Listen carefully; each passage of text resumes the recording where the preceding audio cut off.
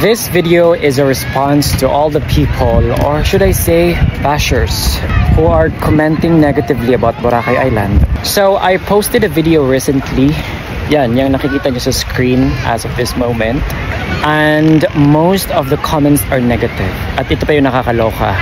Majority ng mga negative comments are fellow kababayans natin na mga Pinoy. Napaisip tuloy ako na totoo pala yung kasabihan na kapwa Pinoy yung sumisira sa kapwa niya Pinoy. Surprisingly, mostly sa mga nagko-comment doon sa video na pinost ko ay mga Filipino na nagtatrabaho sa ibang bansa or nakatira na sa ibang bansa. And most of them are very educated people. Just a disclaimer, hindi ko naman nila lahat kasi marami naman tayong mga kababayan na mga Pinoy na mababait, matulungin at pinopromote yung ating turismo sa Pilipinas. Yung video pala na kinreate ko ay may pamagat na more tourists, more money, at grabe yung samot-saring negative comments kesyo Boracay ay nakakadiri, yaks Boracay, too overcrowded, ang dami ng COVID dyan, bacteria, lahat blah blah blah blah. Come to think of it, sa logic lang tayo. One of the reason why napasara yung Boracay Island is because of overcrowded.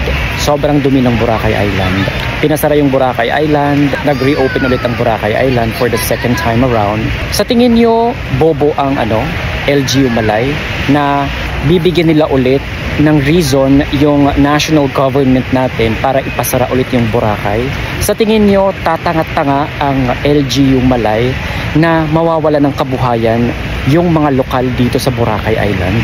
If ever man na mangyari yon, hindi nyo na kailangan mag-post or mag-comment sa mga videos about Boracay kasi kami na mismo yung kakalaban sa LGU if papabayaan ng LGU yung Boracay Island gaya ng dati. Gusto ko lang pong sabihin sa inyong lahat na kahit anong gawin ninyong paninira or mag-create kayo ng mga negative comments about Boracay Island, you will never ever destroy Boracay because Boracay is Boracay. Kumbaga sa artista, well-established na siya. Parang superstar na ang Boracay. Because whether you like it or not, you would still come and visit Boracay Island para ma-experience. Especially yung mga hindi pa nakapunta ng Boracay, kung makapang-bash, wagas na wagas, diba? Hindi nyo mamimiss yung napakagandang pristine white sand powdery dito sa Boracay na hindi nyo makikita sa buong Pilipinas. Saan? Ilatag nyo.